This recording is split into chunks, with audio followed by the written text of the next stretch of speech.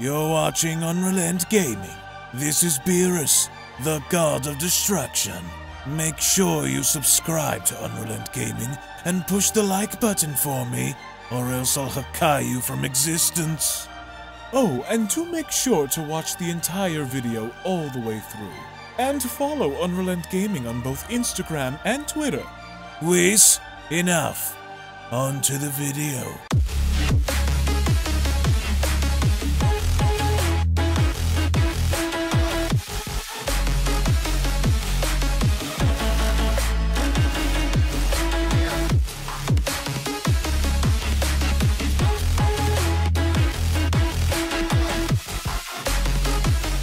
So with Dragon Ball Super manga chapter number 70 having to loom over the horizon, here today we have early spoiler impressions from none other than Ryukuda over on Twitter, in which goes on to shed more light on Granolah's wish and the possibilities of the story going forward, as of course I do want to give you guys a little bit of a warning and say that take what you get from this with a grain of salt, only because Ryukuda was proven to be right before and he was also proven to be wrong, as of course we are going to be getting additional information and spoilers in regards to the manga chapter prior to the 19th, so if you guys want to be up to date and keep up with everything in regards to Dragon Ball Super and the Dragon Ball Super manga, then I do encourage you guys to go ahead and smash that subscribe button and turn on all notifications by clicking on the bell icon to never miss a single video posted on the channel, as well as also giving this video a big fat thumbs up by slapping that like button down below if you guys are simply stoked, ready, and excited to find out what's going to happen now with Granolah having his wish granted, and going a little bit more in depth by seeing Vegeta train with Beerus and to see Goku train with Whis, as of course courtesy of Ryukuda over on Twitter. The following Dragon Ball Super manga chapter number 70 spoiler impressions goes as follows. Now, it firstly goes on to state, easy, that's fine, sweet, it's amazing.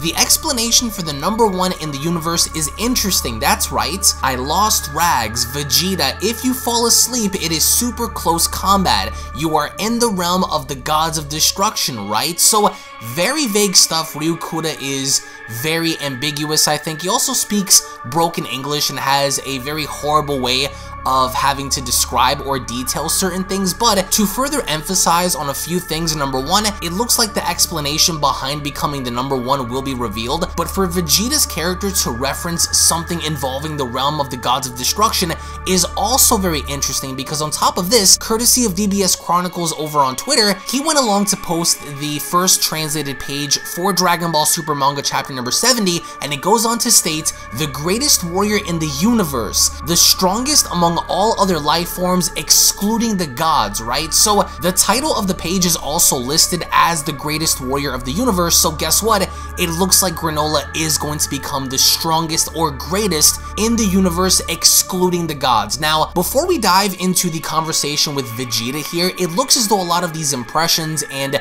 early spoilers for Granolah suggest that it's a little ambiguous as to what the dragon wants, but we may not in fact find out what this condition is for quite some time. It may imply that the dragon is going to further inform Granolah about what it's going to take to become the strongest, and perhaps who he may or may not surpass, but right now it is suggested that once the dragon had taken his leave, that by that certain point Granolah had then became the strongest in the universe. So my personal take on this is, considering how Vegeta is also able to now currently be learning what Hakai is, because he was actually able to formulate his own little Hakai energy in destroying a little tiny rock, is a testament of kind of seeing how far Vegeta may in fact go in this story.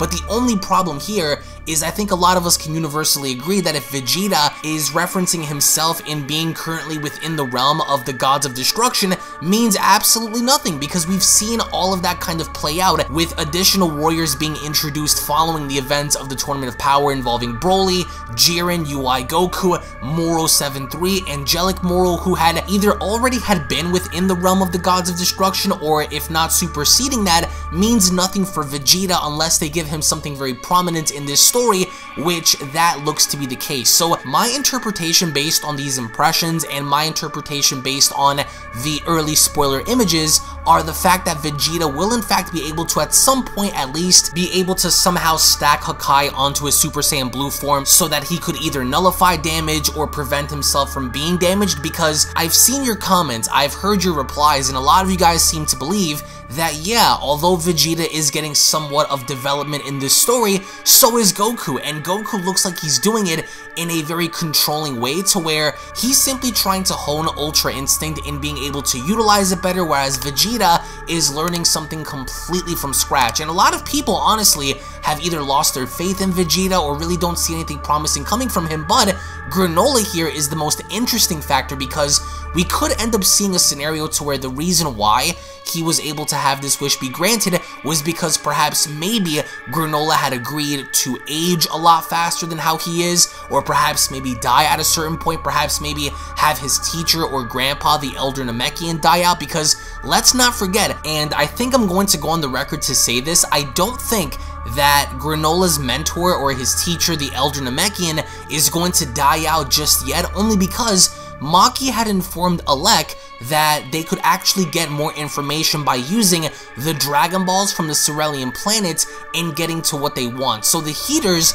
are making their way back to planet Sorel to kind of figure out and find out where these Dragon Balls are, and go on to proceed to make this wish to use OG-73, which right now is plot device, to further their agenda going forward, and perhaps maybe also becoming the strongest by taking the data and information from OG-73. So Granolah may in fact be the strongest right now, but until we see somewhat of a conflict involving him and Vegeta, or perhaps him and Goku, can we only then say that Granolah is stronger than them. However, there is heavy implication to suggest that the first person that Granolah is going to be going after and fighting while becoming the so-called strongest is going to be Frieza. So if there's any fight that I think you guys ought to be looking forward to first, it might in fact be Golden Frieza versus Granolah, but that's give or take right now, currently, considering how prior to Granolah doing this, Oatmeal had kind of further went along to inform him that he's not stronger than Frieza and that he needs to better himself when it came down to combat and tactical skill before getting to him. So I think that's what may happen, and according to Ryukuda, the reasoning behind Granolah becoming the strongest is interesting, but the condition may not be revealed for quite a little bit of time. Now, before we close this video off, we do have additional information for Dragon Ball Legends and Dragon Ball Z Dokkan Battle, because for Dragon Ball Legends, it looks as though we're going to be getting Super Android 17 and a Legends limited edition of Super Saiyan 3 Goku, with a new event battle coming to Legends very soon. And for Dokkan Battle, we're going to be getting an LR version of Legendary Super Saiyan Broly and a brand new mode called Piton Mode. Now, I don't really know what Piton or Piton mode is, but I can only assume it is something that really isn't that popular or that big, only because I haven't seen many people kind of prop this thing up or kind of give this thing praise yet. But just know that this new mode is coming to Dragon Ball Z Dokkan Battle. Now, this week is also going to be very big for Dragon Ball Xenoverse 2, only because if you guys don't remember, on the 18th, we're going to be getting additional content for Xenoverse 2, which just so happens to include a brand new DLC campaign and brand new DLC characters, that being Pycon and God of Destruction candidate Toppo. So be on the lookout for that, because right around the time of Dragon Ball Xenoverse 2's DLC, we are obviously going to be getting the Dragon Ball Super manga chapter, but also the Super Dragon Ball Heroes Big Bang Mission anime episode number 13 special, which is going to also be airing on March 18th / March 17th. So that's going to take place a little bit before the manga chapter's release, so that's going to be featuring Hearts and UI Goku versus Golden Frieza and Golden Cooler, so be on the lookout for that. But in the comment section below, I genuinely want to go on ahead and get your thoughts on not only Granolah having to now make his wish and to have his wish now be fully available to him, the overall idea of something being very close or even being asked if he's in the realm of being a god of destruction is something that is interesting at this point, only because we now know that Goku, I believe, while using Ultra Instinct, is within the realm, if not above the realm, of the gods of destruction. So what exactly are they trying to imply with Vegeta? Has he never been within the realm of being a god of destruction? We saw him defeat Toppo in the anime, but not necessarily in the manga, because in the manga, Toppo had never used the Hakaishin candidate power that he did in the Dragon Ball Super anime. So when Vegeta references this, does he mean that we are somehow going to be seeing something very similar play out like we did involving Toppo in the Dragon Ball Super anime, but more importantly involving Granolah, because it looks as though this condition wasn't really revealed, and it looks as though this condition that Granolah had taken under becoming the strongest with is going to, I think, play a very big role going forward, because it's interesting to see how, according to DBS Chronicles, the dragon at the beginning had asked the greatest warrior in the entire universe, the strongest among all other life forms, excluding the gods, right, to ask that question, and only apply it as though this means that Granolah is going to be the strongest outside of Beerus and Whis, I think is very interesting. But at what price is he going to pay to become the strongest? We're gonna have to wait and see. So again,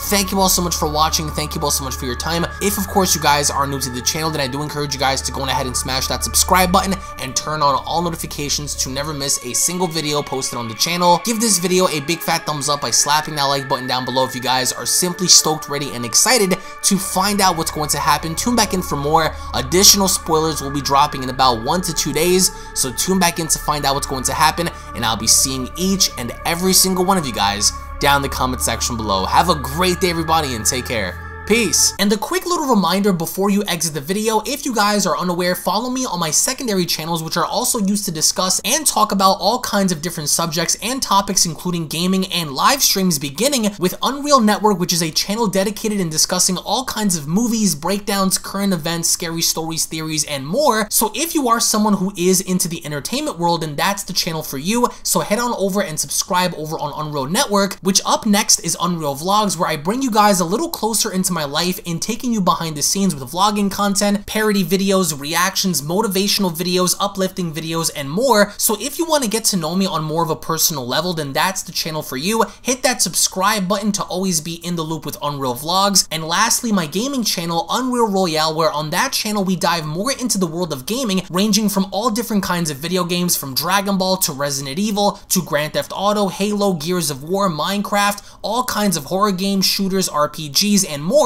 including live streams. So if you're a gamer and are into the gaming world, then smash that subscribe button over at Unreal Royale and experience the ride with me. I want to thank you all so much for your time. Thank you all so very much for your support, and I'll be seeing each and every single one of you in the next video. This is the Galactic Emperor of the Universe, and of course I'm here to tell you to subscribe to UnrealEntGaming. Also follow UnrealEntGaming on these social media platforms to stay connected at all times. And if you don't, then very soon you will all be dead!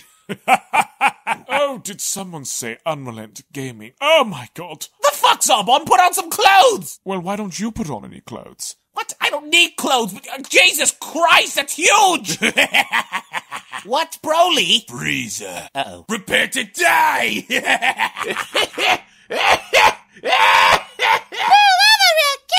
But once you get video, lots of likes, or Bill will turn you into chocolate! Vados, get over here! Tell these mortals that I'm the biggest UnrealEntGaming fan. This is my moment. I'm a part of his notification squad. Universe 7 can have all the fun. I just want the food. And don't forget to leave a comment on this video. Show some love for the best community on YouTube. Kakarot!